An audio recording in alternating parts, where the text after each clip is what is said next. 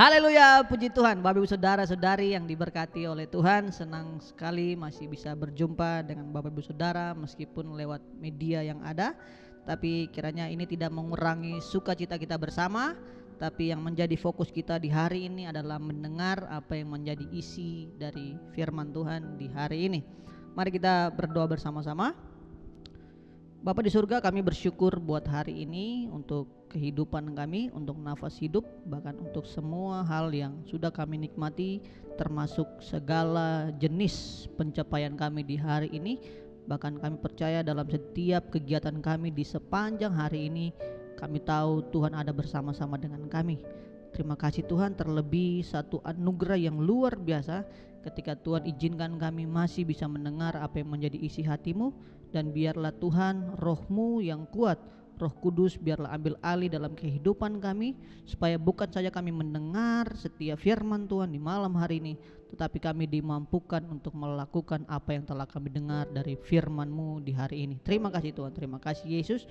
Bersyukur untuk semua ini di dalam nama Tuhan Yesus Kristus. Haleluya, amin.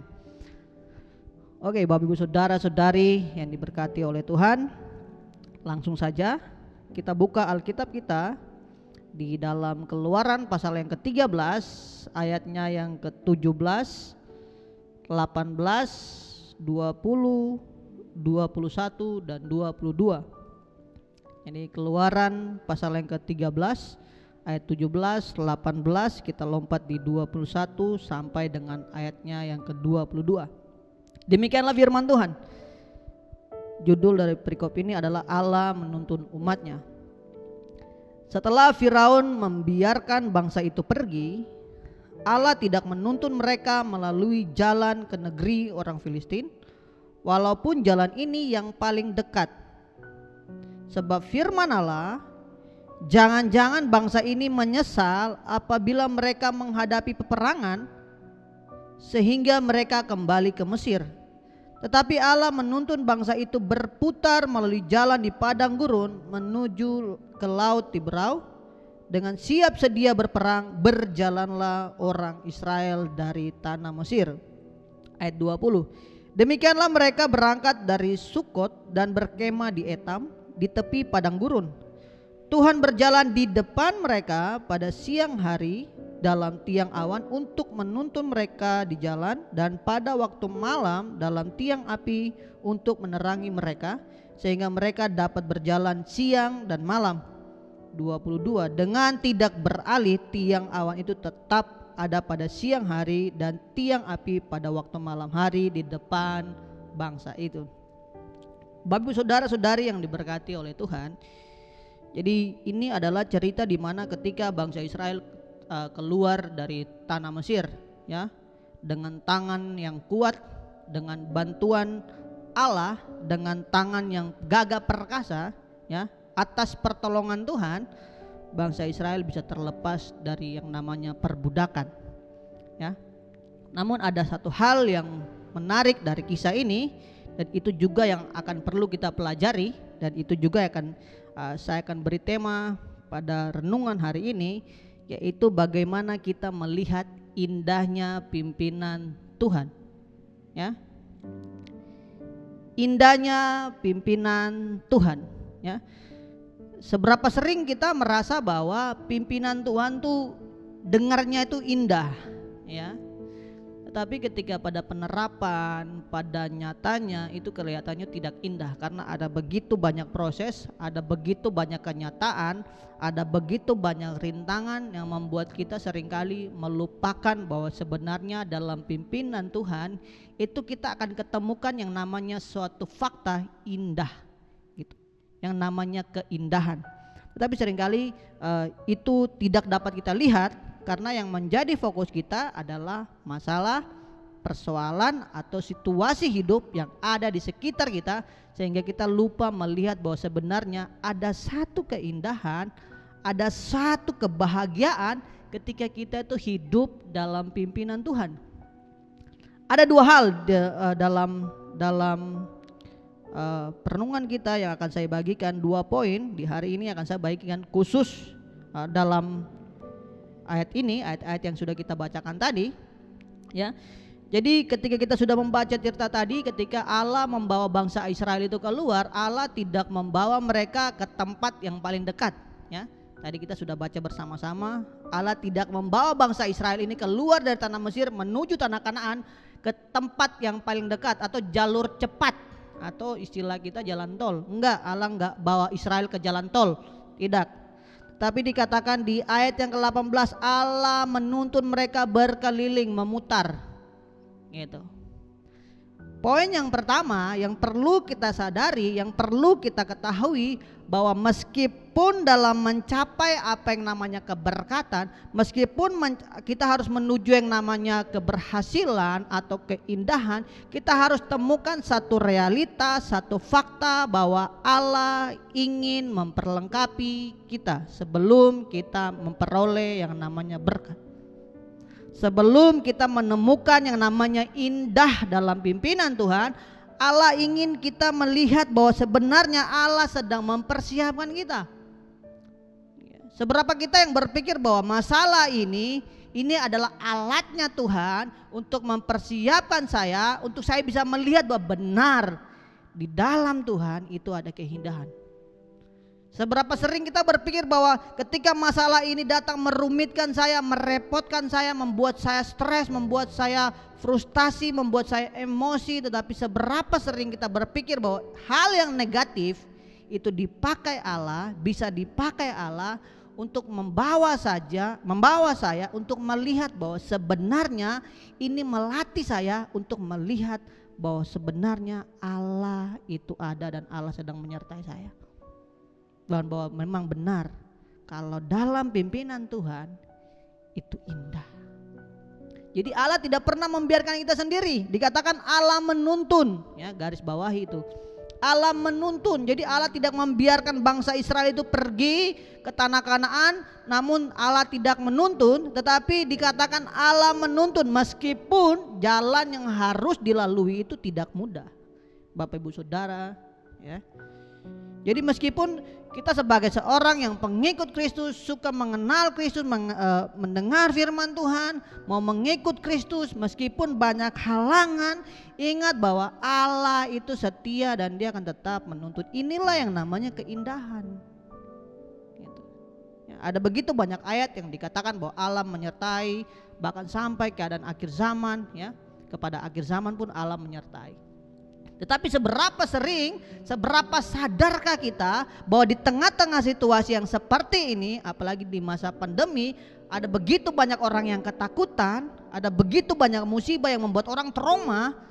Tapi seberapa sering kita sadar bahwa saya itu disertai Tuhan. Allah sedang menuntun saya untuk melihat bahwa sebenarnya Allah itu baik. Gitu. Adakah kesadaran seperti ini timbul di tengah-tengah kondisi, di tengah-tengah ketakutan saya dan Bapak Ibu Saudara sekalian? Adakah rasa keyakinan yang kuat bahwa Allah itu menuntun saya? Situasi boleh tidak mendukung, ya, bahkan apapun itu mungkin bisa menjadi hambatan buat saya. Tapi ketika kita melihat pandangan kita tertuju kepada Sang Penguasa, kita akan melihat bahwa Allah tidak pernah meninggalkan saya. Allah tidak akan membiarkan saya sendiri. Itu poin yang pertama. Bahwa sebelum ketika kita menghadapi, ketika kita hidup dalam pimpinan Tuhan, kita akan temukan yang namanya keindahan. Nah, keindahan yang pertama yang saya maksudkan di sini adalah keindahan yang dimana Allah memperlengkapi umatnya.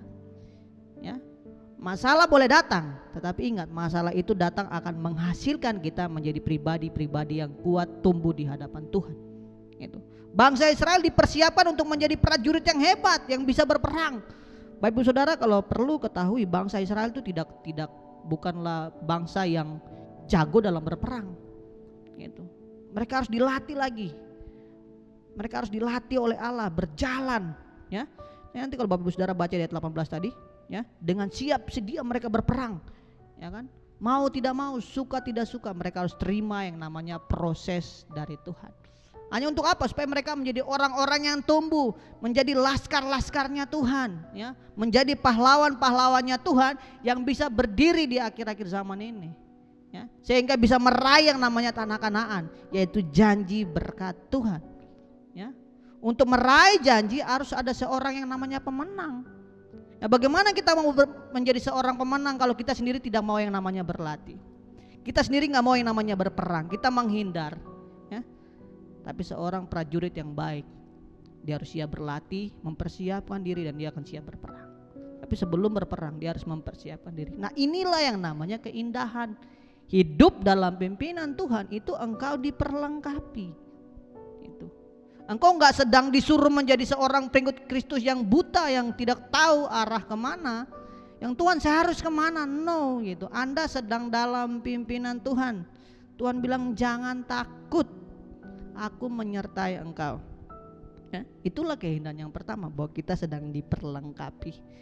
Jadi situasi atau keadaan yang menyusahkan atau situasi boleh tidak mendukung kita, ubahlah itu menjadi energi yang positif untuk menjadikan kita pribadi-pribadi yang kuat di hari-hari ini. Ya, jangan membuat kita takut, tapi lihatlah bahwa engkau tidak sendiri, engkau sedang diperlengkapi oleh Tuhan untuk menjadi alat Tuhan. Bangsa Israel sedang dipersiapkan untuk apa? Untuk berperang. Kedepannya mereka harus ketemu orang Amalek, orang Amori, dan begitu banyak bangsa yang akan tidak segan-segan untuk menghabisi mereka. Oleh sebab itu Tuhan melatih mereka untuk mereka menjadi pribadi-pribadi yang kuat, menjadi pahlawan-pahlawannya Tuhan. Ya, oleh sebab itu belajar, cintailah apa yang menjadi proses dari Tuhan. Keindahan dari Tuhan itu memperlengkapi kita. Ketika kita hidup dalam pimpinan Tuhan, ya, ketika saudara menemukan yang namanya indahnya pimpinan Tuhan, saudara harus siap yang namanya diperlengkapi. Diperlengkapi itu memang tidak menyenangkan, tapi percayalah itu akan menghasilkan engkau menjadi pribadi-pribadi yang kuat, tumbuh kuat di hadapan Tuhan untuk menghadapi musuh-musuh yang ada. Itu poin yang pertama. Nah, poin yang kedua, ya, poin yang kedua Bapak Saudara bisa baca di ayat 20 sampai 22.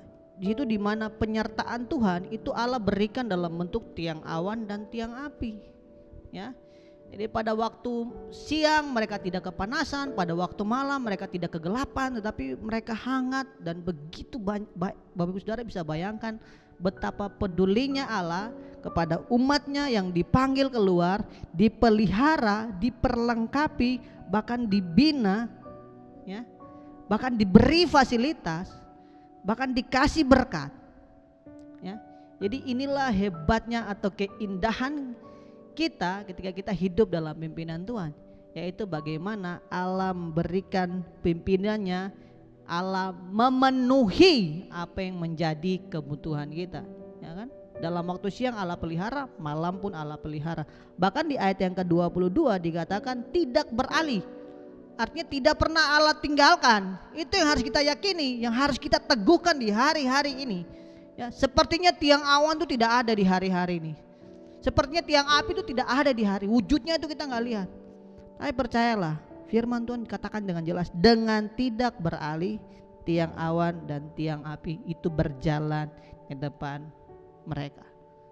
Demikianlah juga kita Bapak Ibu Saudara-saudari, di tengah-tengah situasi kondisi yang tidak menyenangkan di hari-hari ini, yang mungkin membuat kita takut, gentar, bahkan itu bisa menggentarkan iman kepercayaan kita di hadapan Tuhan. Tapi belajarlah dari bangsa Israel. Keindahan di dalam pimpinan Tuhan itu wujudnya itu nyata. Ya. Bangsa Israel dipelihara dalam tiang api dan tiang awan. Ya. Mereka berjalan, dilindungi, disertai. Begitupun kita, Bapak Ibu Saudara sekalian. Jangan takut. Kita tidak sedang berjalan sendiri di dunia ini, karena Yesus itu adalah Allah. Dikatakan Yohanes, akulah terang dunia, ya. Kita harus berjalan bersama Dia, Dialah terang dunia, kita juga terang dunia. Jangan pernah takut karena kita tidak sendiri. Mari Bapak Ibu Saudara-saudara yang sekalian, saya akan mengakhiri renungan saya di hari ini. Kita akan berdoa. Bapa, kami bersyukur buat hari ini, bersyukur buat anugerah-Mu yang telah Engkau nyatakan dalam kehidupan kami. Kami bersyukur kami bisa mendengarkan firman-Mu di hari ini. Kami percaya Engkau mengasihi dan begitu sangat mengasihi kami. Ajarkan kami untuk tetap melihat, mempercayai Engkau sebagai satu-satunya pribadi, Tuhan dan Raja kami, penguasa tertinggi, Raja kami ya Tuhan. Supaya kami tetap berharap, tunduk, taat, patuh kepada Engkau ya Tuhan. Terima kasih Tuhan, terima kasih. Hamba-Mu sudah selesai menyampaikan isi hati-Mu. Tapi terlebih daripada itu ya Roh Kudus, bekerjalah lebih luas lagi, karena jemaat-Mu adalah milik kepunyaanmu. Bekerjalah dengan sesuai dengan kehendak-Mu ya Tuhan. Terima kasih Tuhan, bersyukur untuk hari ini di dalam nama Tuhan Yesus Kristus. Haleluya, amin.